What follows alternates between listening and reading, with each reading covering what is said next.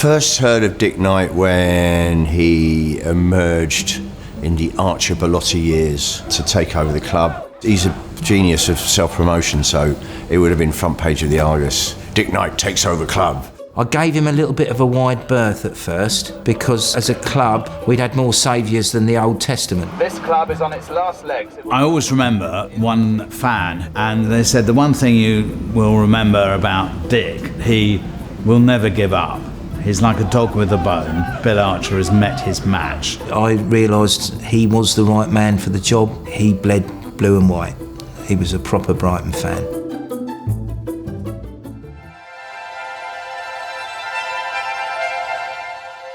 What you have to remember, and a testament to the man, he'd not long lost the love of his life. He talked a lot about what had happened and what he'd just been through. Many others would have sunk, wouldn't they? But he didn't.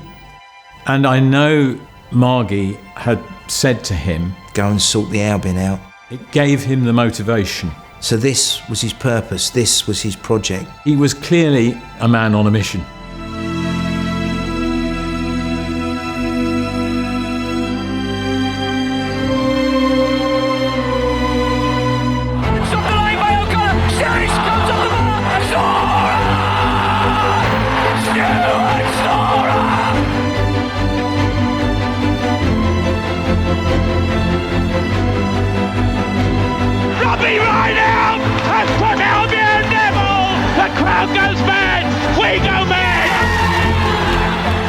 I hope they're not all as tense as this, because I think I should lose the rest of my hair. You know, I had a head of hair a week ago. We'd reached the end of the season. We'd survived. What I didn't really realise was the struggle that it would be. We did not know where we were going to play. And so the battle started.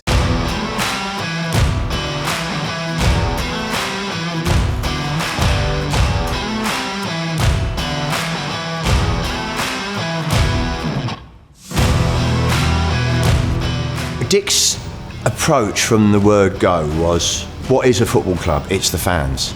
To Dick's eternal credit, he brought everyone together. Where Dick's skill was, he was able to lead a campaign.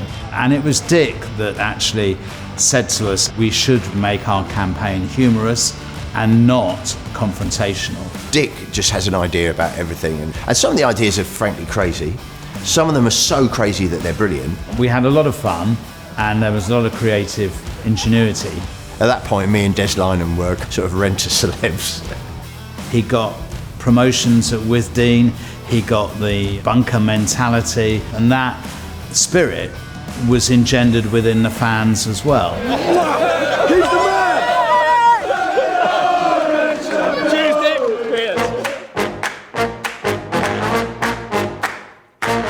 There's only one Dick Knight.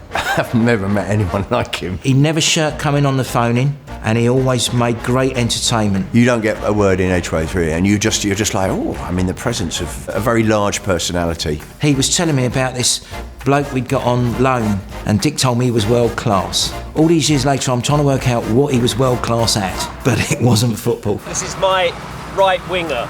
Right. He can arrive at meetings slightly later than normal. I think it's fair to say we had our scheduled time and we had our Dick time. Dick used to turn up at 5 o'clock in the evening and then come into my office and say, where is everybody? And I said, they've gone home, Dick. You know, they've done a day's work. And he said, but I want to do a letter. Where did we get this from? Oh, it's my birthday cake, Dick. Oh, right. Bobby Zamora was scoring tons of goals for us. He said, we can't really afford to keep him unless we can find somebody with a lot of money who could inject it in the club. So I said, that sounds like blackmail. Call it what you want, dear boy. That's the situation. He's very good at persuading people in the nicest possible way to do things that they weren't sure they wanted to do. We got the planning permission, we'd gone through the various disappointments of getting permission and having it withdrawn and then back again. It's at that moment you just think, we've done it. But I had always said, we've got two battles. The first battle will be getting planning permission, the second battle will be funding. We were living hand to mouth. We used to call board meetings because we needed money. You just say, right, has anybody in this room got any more money they can spare. And he was talking about putting some more in. And I said to him, Dick, you can't. You've put in enough. We've got to find it from somewhere else. Dick put in millions of pounds of his own personal money, which was a huge sacrifice. And along came Tony. He was really emotional because he knew he'd got us to the Amex, but he knew that from now on it wasn't his show anymore. I really appreciated just how hard that period was for him. He lived for this football club.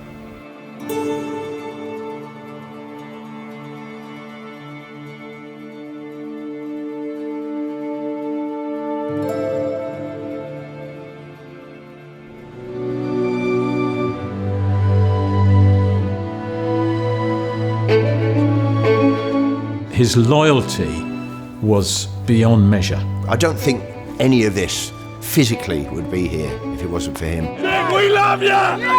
Dick has a rightful place in the history of this football club. He gave us our club back. There was nobody who had the wherewithal or even the willingness to put in the amount of money that would be needed in an incredibly risky venture. We were penniless, playerless, managerless, homeless. You know, there was nothing left of the club apart from the name and Dick's dream. He saved the club, and that is what he should be remembered for more than anything else.